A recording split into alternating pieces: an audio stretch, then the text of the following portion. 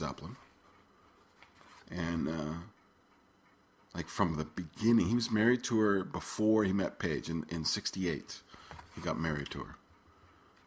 It may have been between meeting Page and the band going on the road, but it was in that area. And they split up in 1982 between his first and second solo albums. Now, there's nothing there I didn't know. But that's other than it was a quickie divorce. It just happened quickly. Oh, that's about all he says on the subject. No kind of where's, why, for. He hints that, a rift developed between Plant and Maureen, his wife, after the death of their son, Carrick. And that happens. That's very, very common. Divorce rate for people who've had a child dies, within 5 years of the child dying is extremely, extremely, extremely high. Something like 80% or so. It's really ludicrously high. So it's not an uncommon thing to have happened, but that's, really? You decided to sit down and write a book, and that's the best you could come up with was that one sentence, half a paragraph on the subject?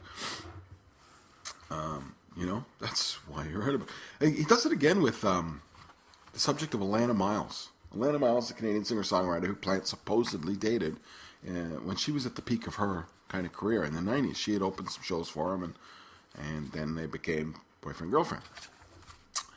All she says in the subject is, well, that's rumored to have happened, but nobody seems to know. Well, you know why we don't know? Because the biographers can't be bothered finding out. Somebody's got to do this. It's supposedly the job you took on. So that's, I guess that's, and I really question his choices, his musical opinion on a lot of this stuff. As I say, he quite likes the last stuff, Band of Joy, but he would place that above, based on my reading of this book, I would say he'd place that above Presence, for instance. And I don't know why you'd write a book on Robert Plant if you actually believe that. That Presence isn't a good album, that's, there's fundamentally not very good, it's not very deep music on Presence, then, well, you know what, listen to it a second time, really, honestly, pal. And it goes through like that. There's just too many times when you go, really? Really? Really? And at the end of the day, I don't know how much I learned. I think that's kind of an interesting part, other side of it. I don't know how much I learned.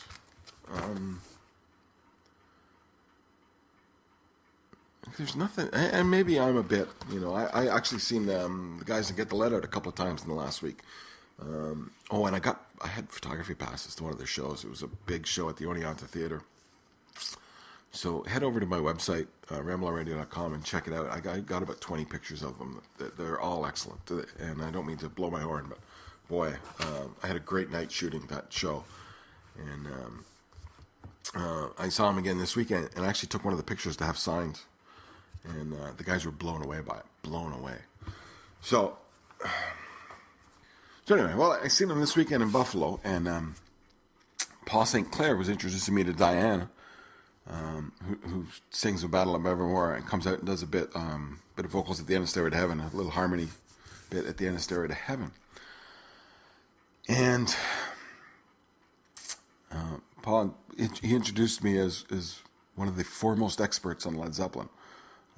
I don't know if that's true, but obviously I maybe know more than the average fan. But nonetheless, when I pick up a book like this, I kind of expect to learn something. I expect something new to be there. And there really was very, very little that was new. Really was very little that was,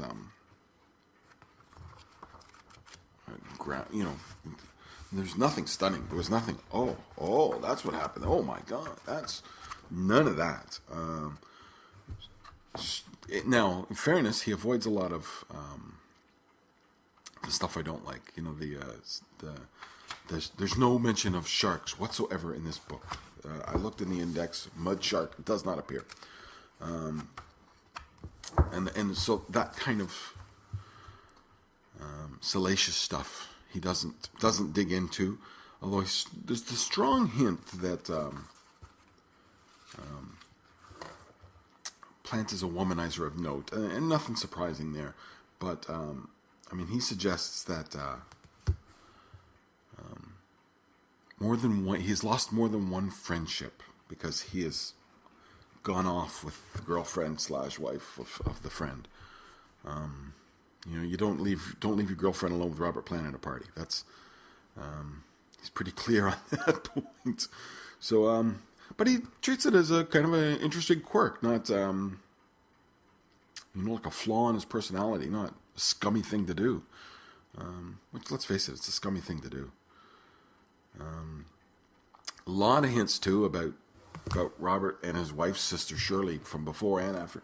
But again, nothing that was new, nothing that was original, nothing that was definitive. Just those rumors existed. Well, so did it happen or did it not happen? Say so. Take a stand on one side of the issue or another. Did it or did it not happen?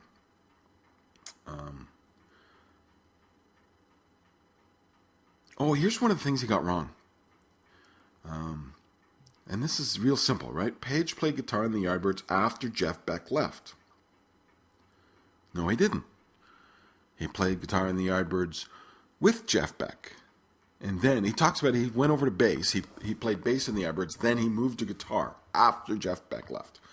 And that's inaccurate. He played guitar with Jeff Beck. Then Jeff Beck left. Yes, he started out as a bass player, but he didn't last long. They went to the two guitar.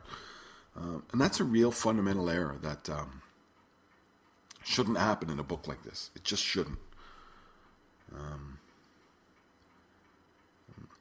He talks a bit, too, about... I guess if you think he gives Robert a break on everything, he talks about the band's penchant to borrow from the old bluesmen quite a bit.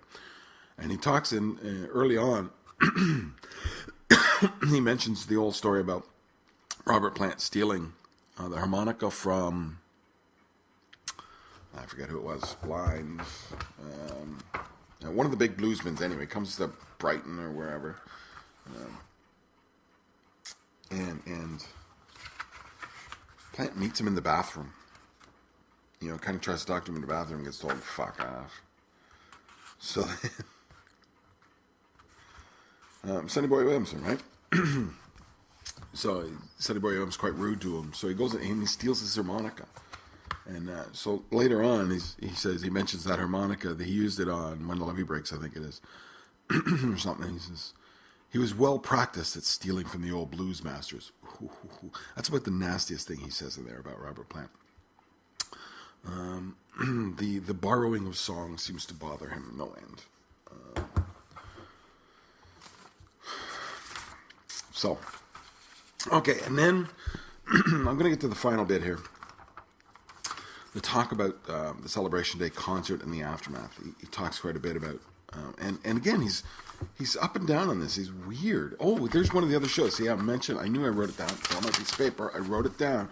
He says Pete Townshend appeared at the O2 show. Pete Townshend was scheduled to perform. He never did because the concert was changed. Townshend couldn't attend. So Townshend did not perform. And he specifically says performed, not was scheduled to perform. Performances by the likes of Bill Wyman and Pete Townshend, that sort of thing. And no, Pete Townshend was never there. That's an easy fact check. What are you doing?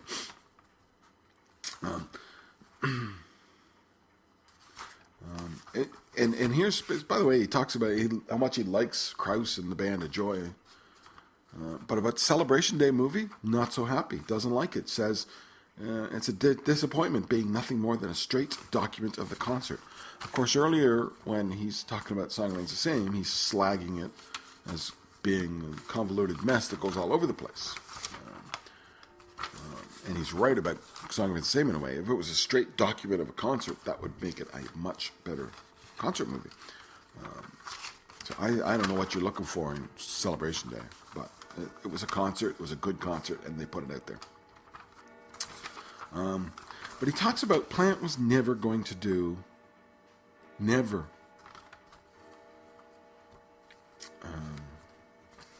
never going to do any other shows. That was from the get-go. He has an interview with Plant saying that I never intended to do another one. It was when it was over, I knew it was over. Okay? Got that? So it was never going to happen. There was zero chance, right? And then here we go, page 306. Plans had been laid down for a 33-date world tour.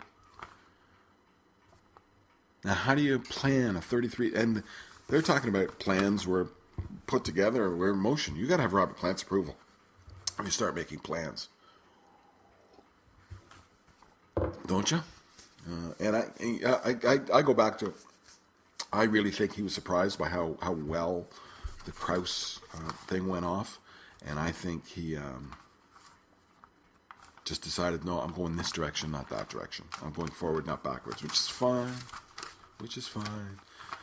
And there is strong hints that, that's another thing. He kind of tells the story about Page and Plant ending without ever telling why Plant walked away. He just kind of hints that Jimmy's drinking by that time quite heavily, and Plant's just had enough, and he walks away, and without ever getting into the whys and wherefores. And I've always I don't know very well what happened at the end of Page and Plant. I often said before, the 90s are my lost decade of music. And yet, what he put down, I knew. There was nothing new there. So, however, he also says that Plant told Jimmy on the Celebration Day premiere, we should do something together. So Plant's never going to do anything with Led Zeppelin again. Plans have been laid down for a tour, and Plant told Page we should do something. You got all that? Okay. I wonder if an editor would have helped. Anyway, the book is Robert Plant, A Life by Paul Rees. It is a good read. It's a gentle, easy read. It gives you a bit of the measure of the man. It gives you a hint. And one of the things I got out of it, from in the late 60s, he started dating Maureen, and he was hanging out with her family and whatnot. And that was it was a don't do thing, right? That was, like living in the southern states in the 50s and marrying a black girl. It was not something that was done.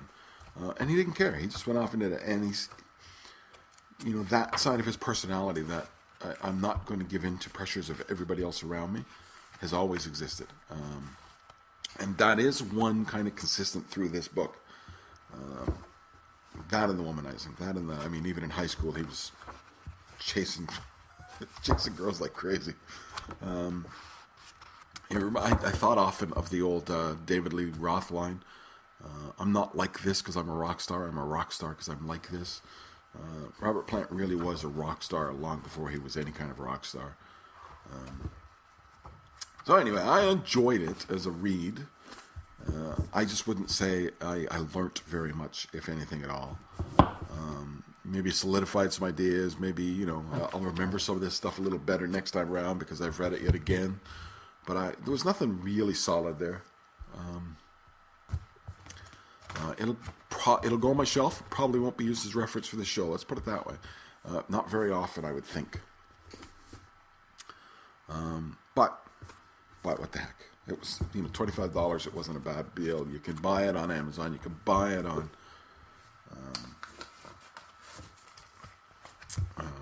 your iPad, and you put it on your Christmas list. Let somebody buy it for you. It was a good book. It was a good read. It just wasn't highly overly informative for us. And if you never read anything about Robert Plant, you probably would have learned a lot.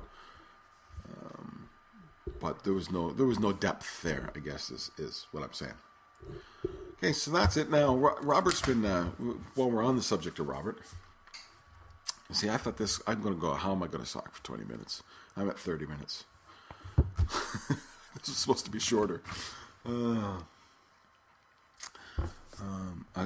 He's been recording. There was an interview a couple of weeks ago, and I was actually going to do this first podcast, and this was what I was going to talk about, was his interview.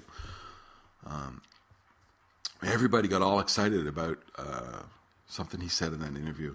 Oh, that they had found a couple of songs with John Paul Jones singing on them.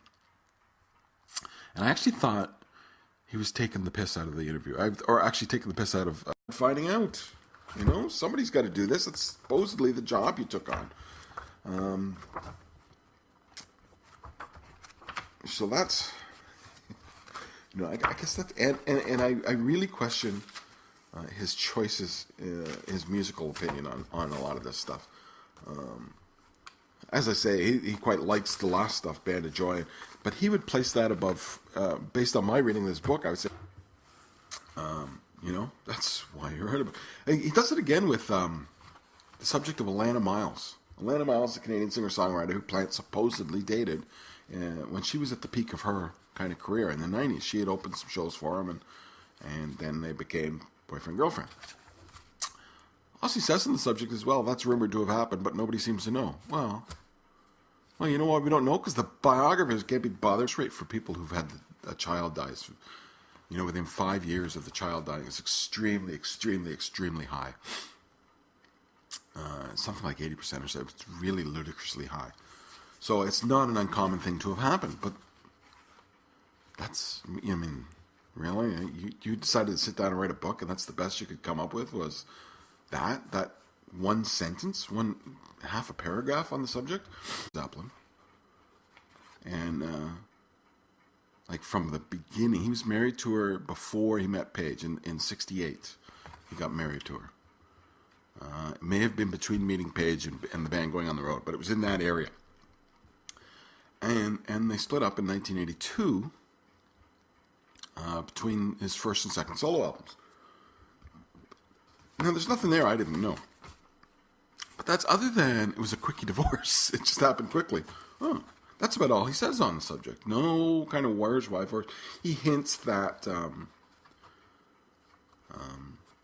know, a rift developed between Plant and Maureen, his wife, after the death of their son, Carrick. And that happens. That's very, very common. Divorce